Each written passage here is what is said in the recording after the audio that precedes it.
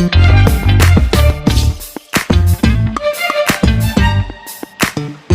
Video है ये उनके बारे में है जो पोर्ट्रेट ड्रॉ करना चाहते हैं, पोर्ट्रेट की आउटलाइन बनाना चाहते हैं, या फिर इनको जिनको पोर्ट्रेट्स बनाने नहीं आती। ओके, ठीक है।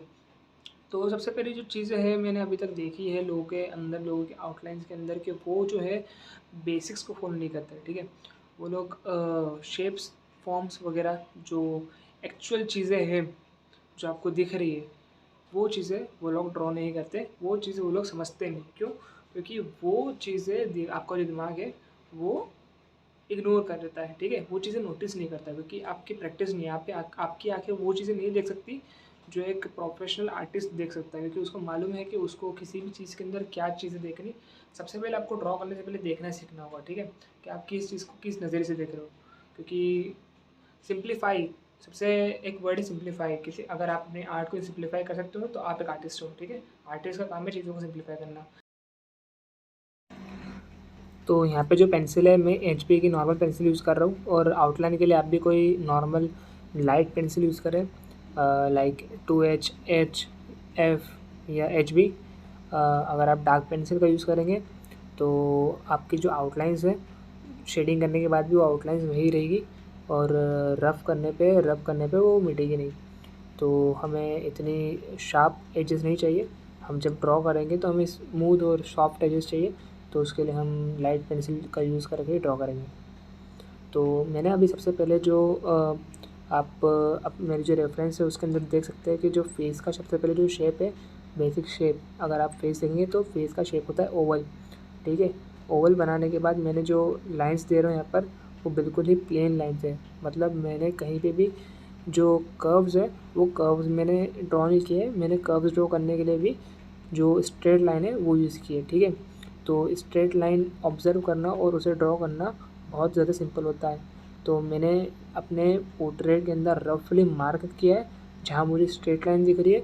उन स्ट्रेट लाइन का यूज़ मैंने शेप्स के लिए किया है जहाँ मुझे शेप्स दिख रहे हैं, और उन शेप के साथ मैंने साइज़ के ऊपर ज़्यादा फोकस किया है कि अगर मैं कोई शेप जो ड्रॉ कर रहा हूँ तो उसका साइज़ क्या होगा मेरे रेफरेंस के हिसाब से।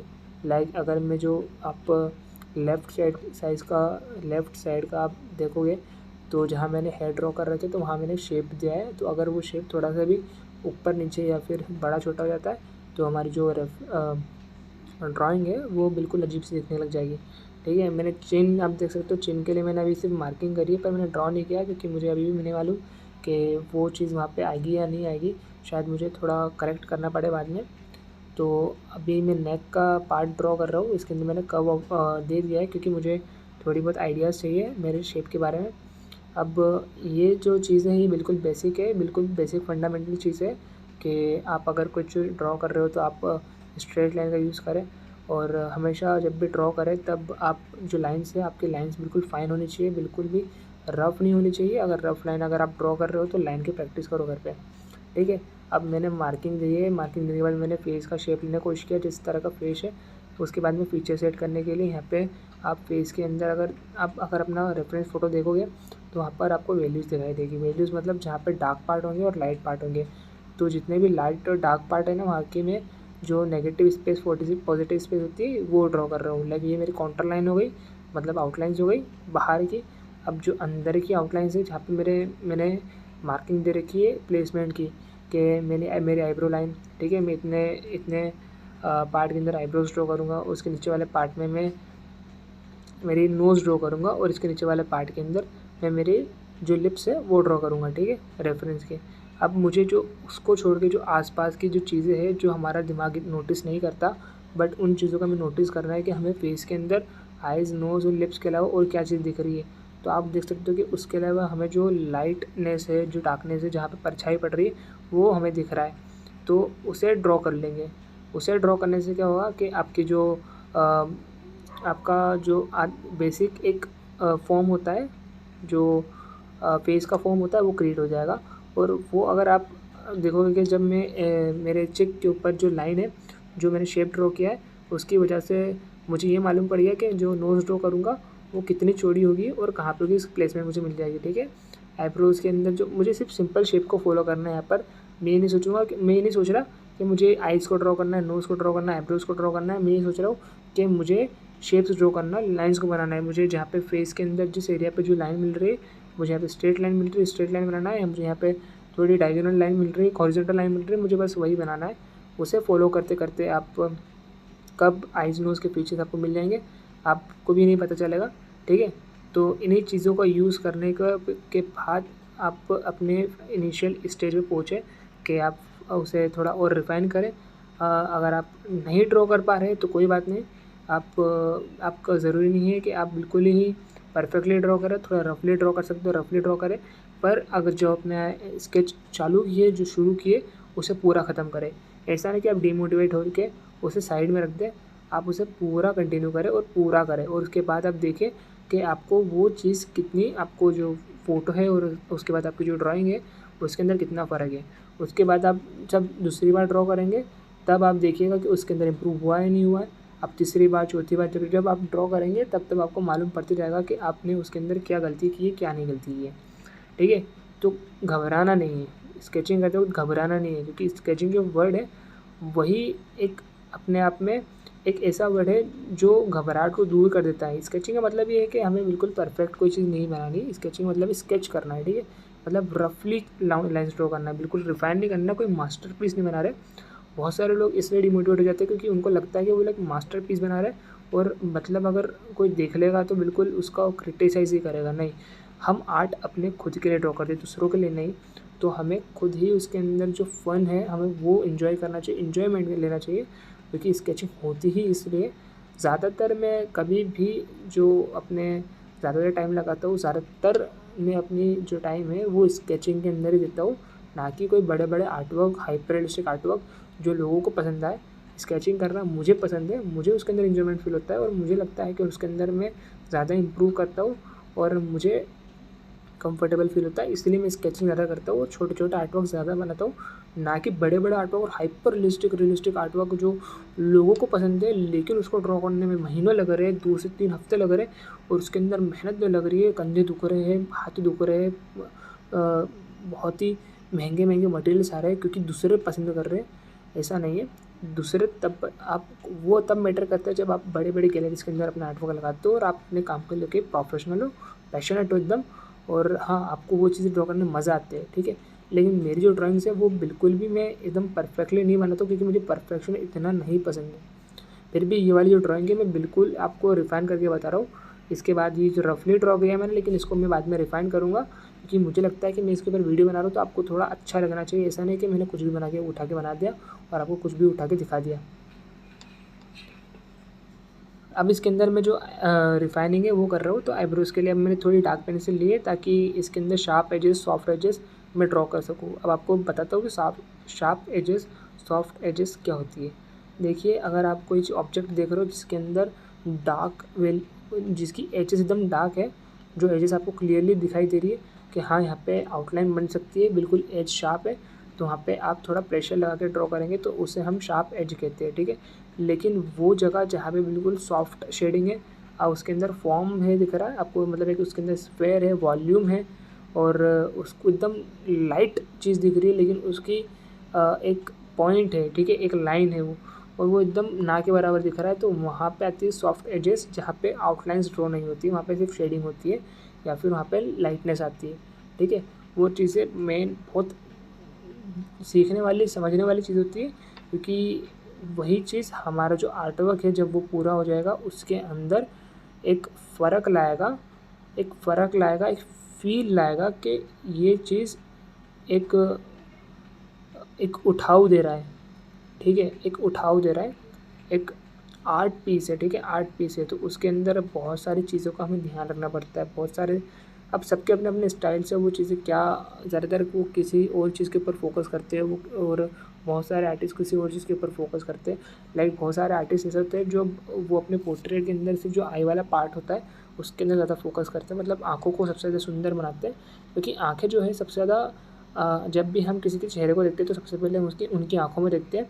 इसलिए बहुत सारे आर्टिस्ट ऐसे होते हैं जो सबसे ज़्यादा अपने आँखों के ऊपर फोकस करते हैं, ना कि दूसरे फीचर्स के ऊपर। और बहुत सारे आर्टिस्ट दूसरे फीचर्स के ऊपर ऑब्जर्व करते हैं, लाइक वो लोग इमोशन कैप्चर करते हैं कि जो चेहरा है वो कहना क्या चाहता है, वो क्या फ़ील कर रहा है। तो बहुत सारे आर्टिस्ट उस चीज़ को लुभाना चाहता है, वो फील लाने के लिए वो लोग वो आर्ट वर्क बनाता है।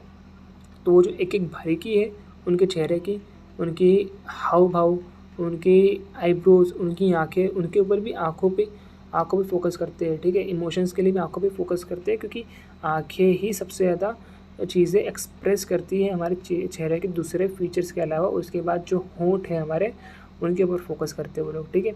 अब बहुत सारे लोग बालों के ऊपर फोकस करते हैं, ठीक है। जो बाल हेयर स्टाइल है उसमें ज़्यादा डिटेल आती है, तो उनके अंदर ज़्यादा फोकस करते हैं। बहुत लोग रियलिस्टिक फेस ड्राइंग के अंदर अपने जो स्किन का टेक्सचर है उसके ऊपर फोकस करते हैं। आप जब देखा होगा कि जो एकदम आप जब कोई ड्राइंग को देखते हो तो ऐसा लगता है कि यार ये तो बिल्कुल चेहरा रियल चेहरा है, जो मतलब आप उसको देखते हो तो ऐसा लगा कि हाथ लगाने पर भी ऐसा लगेगा आप चेहरे को हाथ लगा रहे हो। तो वो जो टेक्सचर है वो सब चीज़ें एक आर्टिस्ट फॉलो करता है अपने आर्ट वर्क के अंदर। पर एज अ प्रैक्टिस, अगर आप प्रैक्टिस कर रहे हो, स्केचिंग कर रहे हो, ठीक है। अब ड्राइंग करना और स्केचिंग करना दोनों अलग अलग चीज़ होती है। ड्राइंग करना मतलब आप किसी एक फ़ोटो ले रहे हो, आप उसे एक ड्राइंग कर रहे हो, ठीक है। आप एक वो आपके पोर्टफोलियो के अंदर जमा होगा, वो ड्राइंग आप लोगों को दिखाओगे, आर्ट गैलरीज में लगाओगे, ठीक है। ड्राइंग मतलब आप एक चीज़ है जिसको आप शुरू कर रहे हो, उसको फिर आप एक एंड पे आके ख़त्म कर दोगे, ठीक है। तो उसे ड्राइंग कहते हैं। अब वो भले किसी भी मीडियम के अंदर हो, graphite, charcoal, oil pastel, pastel colour, oil colour, water colour, किसी के अंदर हो। स्केचिंग जो है, स्केचिंग अलग चीज़ होती है, ड्राइंग से स्केचिंग अलग चीज़ होती है, ठीक है। स्केचिंग के अंदर स्टडी होता है, किसी भी चीज़ की स्टडी होती है। उसके अंदर परफेक्शंस मायने नहीं रखता कि आप परफेक्टली ड्रॉ कर रहे हो नहीं कर रहे हो, ठीक है। स्केचिंग के अंदर ऐसा है कि आप किसी भी पॉइंट के अंदर अपनी जो ड्राइंग है, मतलब जो आपकी स्केच है, उसे किसी भी पॉइंट के अंदर आप ख़त्म कर सकते हो। लाइक मुझे सिर्फ ये जो चेहरा है मुझे पूरा ड्रॉ नहीं करना, मुझे इसके अंदर शेडिंग नहीं करनी है, मुझे इसके अंदर फीचर्स भी नहीं बनाना है, मुझे सिर्फ इसका शेप बनाना है, जो हेड का शेप है मुझे वो स्केच करना है। तो ठीक है, मुझे बस मैंने वो स्केच किया, 5 मिनट में हो गया। 5 मिनट के बाद मैंने दूसरी ड्राइंग चालू कर दी, 2 मिनट के बाद मैंने दूसरी ड्राइंग चालू कर दी, दूसरी स्केच चालू कर दी, दूसरा वही मुझे ऐसा ही करना है, ठीक है। ऐसा हो सकता है कि मुझे आँखें ही ड्रॉ करनी है, सिर्फ आँखों की स्केचिंग करनी है, फिर आँखें के बाद मुझे सिर्फ नोज़ की, ईयर्स की स्केचिंग करनी है, ठीक है। मुझे स्टडी करना है उसके अंदर, मुझे light values, dark values study करना है उसके अंदर, मुझे फॉर्म्स की स्टडी करनी है उसके अंदर, ठीक है।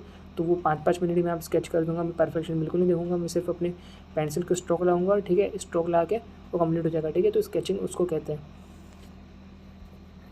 तो आप ज़्यादातर फोकस स्केचिंग के अंदर करिए, ड्राइंग के अंदर नहीं, क्योंकि अगर आप सीख रहे हो तो ठीक है, आप सीखने बैठे हो तो ज़्यादातर फोकस स्केचिंग के अंदर करिए, जो आप 2-2 मिनट 5-5 मिनट के अंदर कंप्लीट कर सको।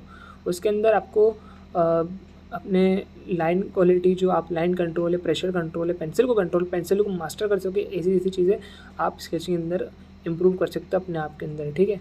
लाइक अब जब साइकिल चलाना सीखते हो तो आप पहले बैलेंस बनाना सीखते हो ना, तो स्केचिंग वैसे ही है। जब आप ड्राइंग करना सीख रहे हो तो आपको पहले स्केचिंग करना सीखना होगा, उसके बाद आप ड्राइंग कर सकते हो किसी भी चीज़ को लेकर, आप एक लेवल आगे बढ़ सकते हो उसके अंदर।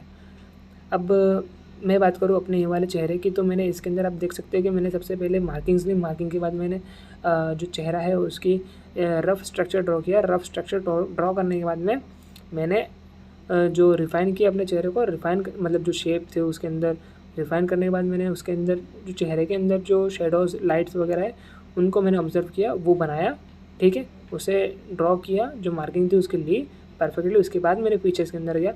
अब मुझे सिर्फ आपको आउटलाइन ड्रॉ करने की बता दी, तो इसलिए मैंने फीचर्स ड्रॉ किया। नहीं तो मैं फीचर्स ड्रॉ ही नहीं करता, मैं सिर्फ ब्लॉकिंग मेथड का यूज़ करके अपने आउटलाइन को कंप्लीट कर लेता हूँ। उसको करने के बाद अब जो दूसरे डिटेल्स है वो मैं ड्रॉ कर रहा हूँ, ताकि जब मैं शेडिंग करूँ तो मुझे मुश्किल ना आए उसे ड्रॉ करने के अंदर। इसलिए मैं जो आसपास के जो फूल वगैरह है, जो गजरा है, लड़की के माथे में जो गजरा है, फूल है, वो उसे ड्रॉ कर रहा हूँ। उसको अंदर थोड़ा बहुत शेडिंग डाल रहा हूँ, ताकि वैल्यूज़ का पता लग सके मुझे बात के अंदर, और थोड़ा ईजी रहे ड्रॉ करने के लिए। तो ये वाली वीडियो के अंदर आपको अगर कुछ सीखने को मिला है तो आप मुझे कमेंट करिए और बताइए उसके अंदर कि आपको क्या सीखने को मिला है। अगर कोई इम्प्रूव हुआ है कुछ चीज़ आपकी, आप बताएं कि आपको ईजी लगा है, कॉम्प्लिकेटेड लगा है तो कॉम्प्लिकेटेड बताइए। अब मुझे आपकी वीडियो कॉम्प्लिकेटेड लेकर समझ में नहीं आया, अगर इसको आपको इस वीडियो के अंदर कुछ ऐसा समझ में आया कि हाँ आपको कोई पॉइंट समझ में आया, या फिर आपको मेरी बातें समझ में आई, तो आप लिख के बताइए मुझे कि हाँ मुझे आपकी और ऐसी ड्राइंग देखनी है, तो मुझे भी मोटिवेशन मिलेगा और मुझे भी ऐसी वीडियोज़ बनाने का सपोर्ट मिलेगा आपसे। वैसे तो मेरी वीडियो इतनी कुछ ज़्यादा चलती ही नहीं है, शुरुआती वीडियोज़ है, बट आपका सपोर्ट मिले तो मैं ऐसी वीडियोज़ बनाते रहूँगा और आपके लिए लाते रहूँगा।